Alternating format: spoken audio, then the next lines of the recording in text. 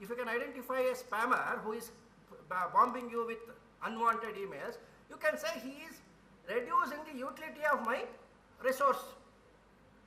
Is that not? So therefore, probably you can bring it also under section 66. Maybe I am stretching the law. Okay. My point is that it would have been good if in the explanation to this section we could have added diminishing of the value includes diminishing of the value of a password by disclosure, something like that. Fine, everybody would have been happy. Now it is not there.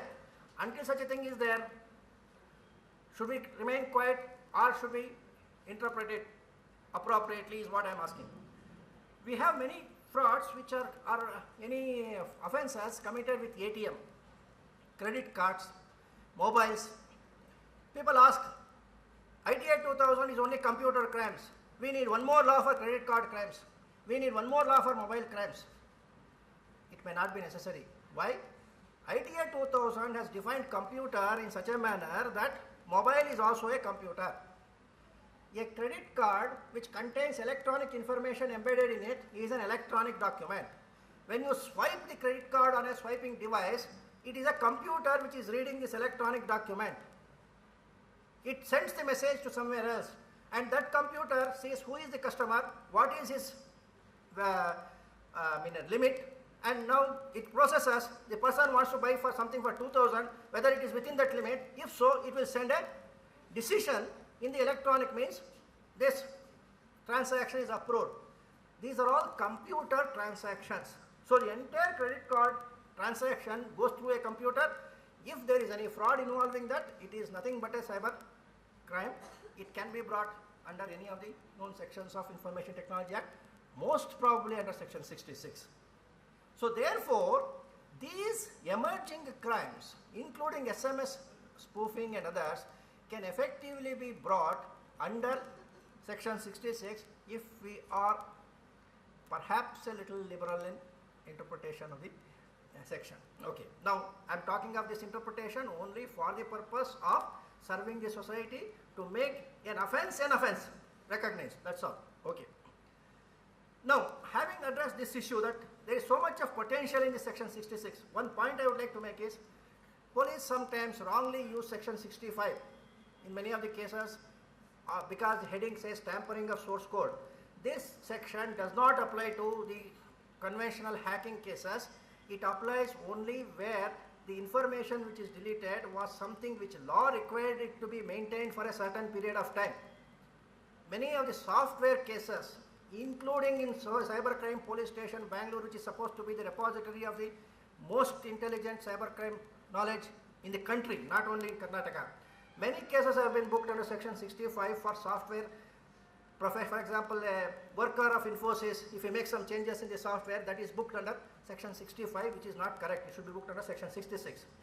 Similarly, section 72 is sometimes wrongly used. Section 72 is called breach of confidentiality, but it applies only to the incidences where the information was collected in pursuance to any powers conferred by this act.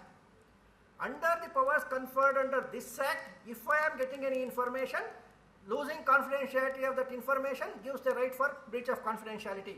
It applies in my mind only to the certifying authority cases, because certifying authority normally collects this data. Okay. So breach of confidentiality is also not covered by section 72, but there was a case in Haryana where a BPO complained of a fraud and the police promptly booked it under section 65 and section 72.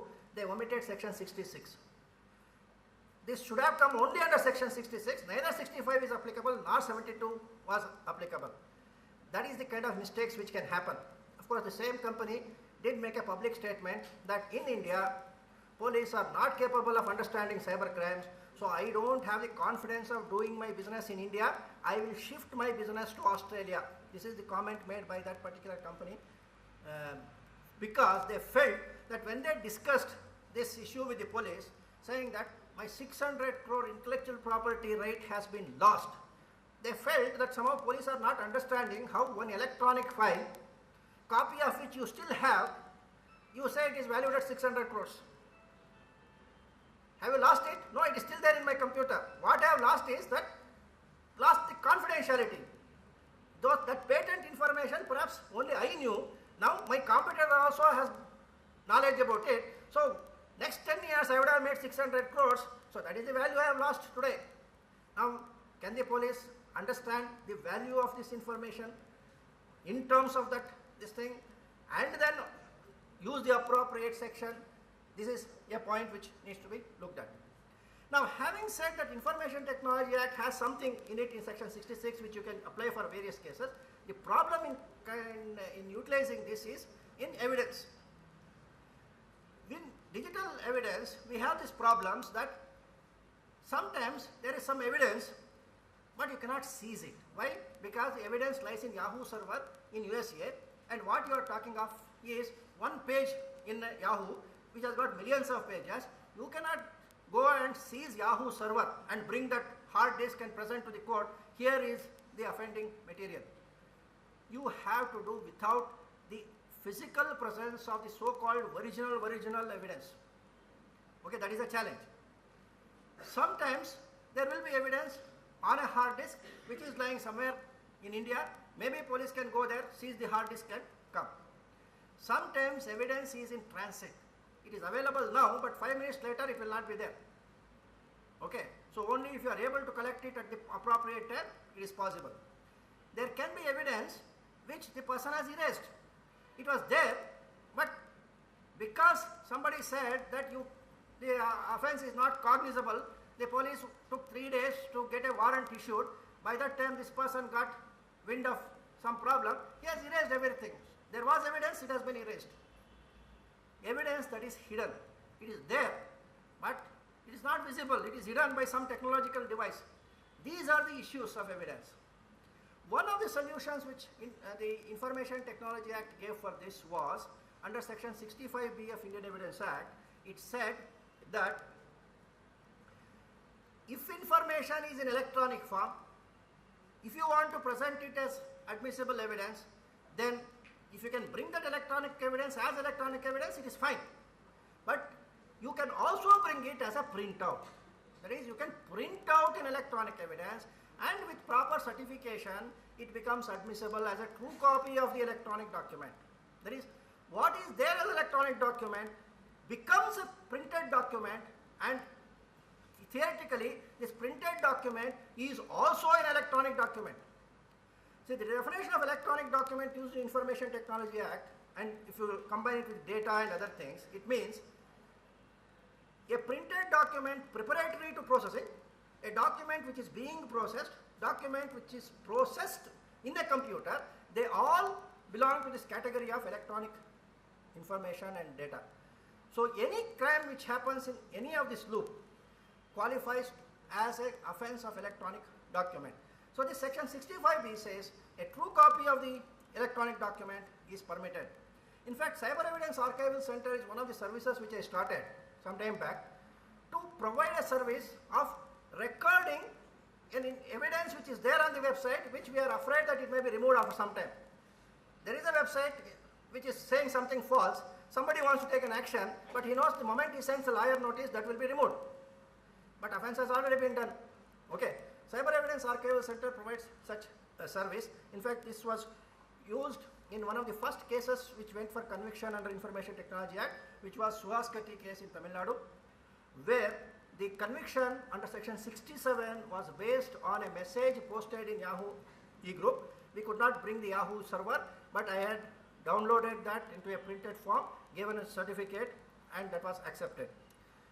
So there is a possible method. In fact, I feel it is a very good piece of legislation without which it is impossible to go for evidence production in most of the international cases. If somebody has hosted a website in Pakistan and it contains inflammatory activity, something information, you cannot go and seize it. But you can always seize the content in print form and take whatever action is possible. Then subject to the enforceability, you can take action. Okay. In enforceability also there are several areas which we have not explored. I would not like to go into that in detail today. Evidence in the hard disk.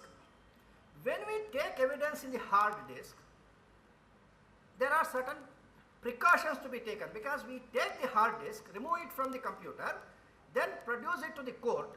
saying that this hard disk contains what I consider as an incriminating evidence, of which I have already taken a printout or something like that. Okay. Now, how can the judge see that? If the judge wants to see it, this hard disk has to be again connected to another computer, and the evidence can only be viewed in another computer. Okay. Which means that from the time it is taken custody of, by the time the judge actually physically views it, in between the custody of this hard disk has to be maintained in such a manner that the integrity of evidence lying within that is protected. Nobody should say that while it was in the custody of the police, either it was deliberately changed or accidentally it was corrupted. To prevent that, there is a methodology prescribed for this forensic seizure of evidence, where what we do is, when we try to seize the hard disk, at the customer's site, we create what we call as a clone, that is a digital copy, okay, which is called a bit image copy. That is, every bit in this hard disk is copied into another hard disk. And we are normally, I always suggest make two such copies. One copy, give it back to the customer, original, put it in a cover as original this thing to be given to the court. The other copy you carry to your police station and do whatever investigation you want, and then come up with a report, present it to the court. If there is any dispute, then it is for the court to ask some other expert to come, give him the sealed this thing and say, now take one more copy of this in a similar manner, do the same investigation, come back and tell me whether you are also having this incriminating document inside this. Okay. So if it is disputed. So this is a process which needs to be followed. That is, seizure should be done after ensuring that there is a process in Information Technology Act called hashing. Okay, it's used in digital signature, it's also used here. When I seize a hard disk and make a copy, to certify both are same, we calculate the hash value of the same. So when we seize, we immediately note down the hash value, and in our merger we have to say, we have seized a hard disk whose hash value is so and so. The moment you mention that, it captures the entire data, even if a small portion of the data is changed, hash value will later on change. Okay, this is one. Second, when you make a copy from one hard disk to another hard disk, then this other hard disk should be blank. Is it not? That has to be sanitized. There is a process of sanitization. That is, even the disk to which copy is made should be forensically acceptable. So this is a second process. Third, whenever any investigation is done on this hard disk, we need to put what is called a write block, like a wall. That is, when I am using my computer and at the other end there is an evidence disk, even by accident something should not be written there. These are the precautions which the police have to take while seizing, keeping it in custody, and then reproducing it. These are all technology aspects. There are devices for that. Those devices have to be acquired and used with proper training. One of the problems I have with the police department is, after a lot of persuasion, now many police forensic labs or the other forensic labs have purchased these equipments, but all their budgets have gone in buying the hardware and software. Now there is no budget for training, so nobody knows how to use it. It lies there, 6 months it lies there, it becomes obsolete. Then you have to float another tender next year for new this thing. So any e-governance projects, I always say, don't exhaust your budget in equipment acquisition. Leave certain portion for training and what we call as consumables. Now suppose you want to run a forensic department for 1 year, you will need 1,000 hard disks to be purchased for making copies. Who will pay for the 1,000 hard disks? If you don't have a budget, you want to go and seize and make a copy, you should ask the customer, please give me 2 blank copies of hard disks, because you don't have the funds to buy hard disks of your own. Then you have to take it back to the lab, sanitize it before using it. If you use it directly, evidence will get corrupted. There is one case in Madras which is going on. The police has asked the customer to give a copy of his hard disk. He has given the hard disk. Now when forensically it is examined, the hard disk on which they are trying to file a case is dated about 6 months after the event has happened. Now that has gone to the forensic lab, and forensic lab has given a certificate that I am able to see the incriminating document here. Because at that time, forensic lab had not been told that this is not the hard disk seized from the customer. it is a copy. They were under the impression that the police have seized the hard disk. They gave a certificate. In the seized hard disk, there is a document which is relevant to the case. But when we examine, this hard disk was manufactured and imported into India 6 months after the date of the crime. So now how will that evidence stand in the court when the judge says that whatever evidence is being shown is on a hard disk which was purchased 6 months after the event? Okay. So these are the kind of mistakes which sometimes happen if you don't look at the entire circumstances. One more small point I would like to make before I wind up, that is, sometimes we say deleted data can also be recovered. This is one of the forensic science. The reason is computers today normally store data in a diskette like this, and when you delete it, normally they delete only the index, not the original data. There is something called a file allocation table that will be removed, and therefore the computer will keep on saying, I don't see this file. If you ask for that file after deletion, it will say there is no such file. But actually data would not have been erased. So with proper forensic equipment, you will be able to see the data of files which have been erased.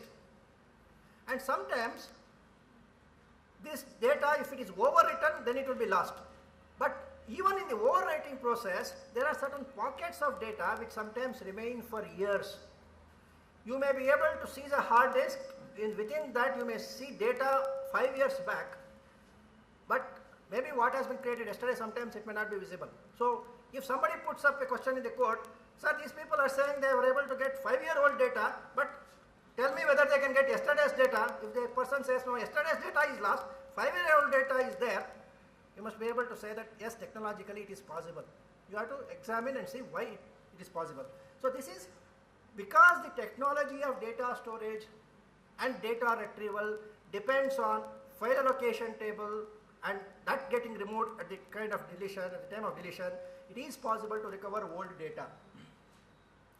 But to locate this, you need certain tools. These tools, there are some softwares called EnCase, Access Data, XY Forensics, DFS, or CyberCheck, which is a CDEX product.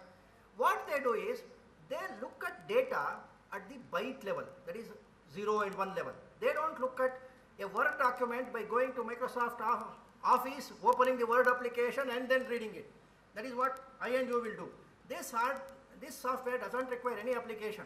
So it can bypass the file allocation table, go to a particular sector in the hard disk and see what is the data available. Such kind of softwares are required by the police. Bangalore police station has got a copy of this EnCase, and data will be extracted from that, and they have to properly certify it so that the judiciary can accept it. One of the most dangerous things which we are seeing today is this hiding of files using a technology called steganography. You see here 2-3 files of different kinds. File of photograph of Aishwarya Rai, which may be there in every boy's computer. There may be Kumble, okay, all sports lovers. There may also be a specific academic event photograph. It is possible through steganography to hide text files inside this at byte level, so that anybody who receives this photograph doesn't know that they are receiving the photograph with a hidden message. Only the person who has been told, when you get this Aishwarya Rai photograph, use this de-steganographic tool, then you will get my message. This is typically used by cyber criminals, it's used by terrorists, it can be used by people who want to hide their Swiss bank account number in their computer. It will be there in the computer, you cannot see. You need a steganography filter, not very common. Okay. Then whenever we want to trace emails, you might have heard of it. Normally in computer, internet, you cannot do any activity without your computer being recognized with a number called IP address. So anything you do, IP address will be recorded at the other end. So most of the time people think they are doing it anonymously, they are actually exposing their IP address. If you know how to trace the IP address, you can most probably trace most of the transactions.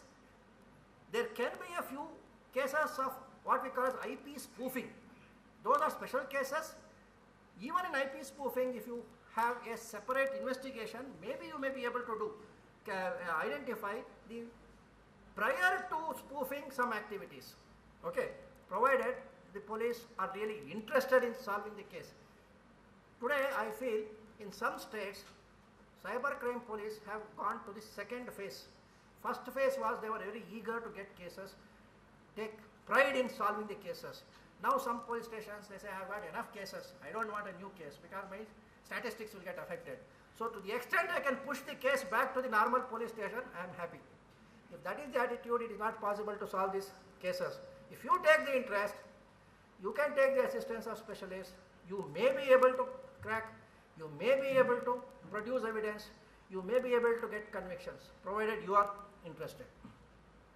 But in many of the spoofing cases, you cannot do anything if the intermediary doesn't help. Because there are many websites whose specialization is, I will hide the IP address for you. You come to my site, I will give you a dummy IP address, you do whatever activities you want with that. So if the police catch that IP address, they are getting the IP address of Google or somebody. Now today many of these companies, even Google, doesn't give the IP address of the email sender. They will substitute it with their own proxy IP address. What is the use of this?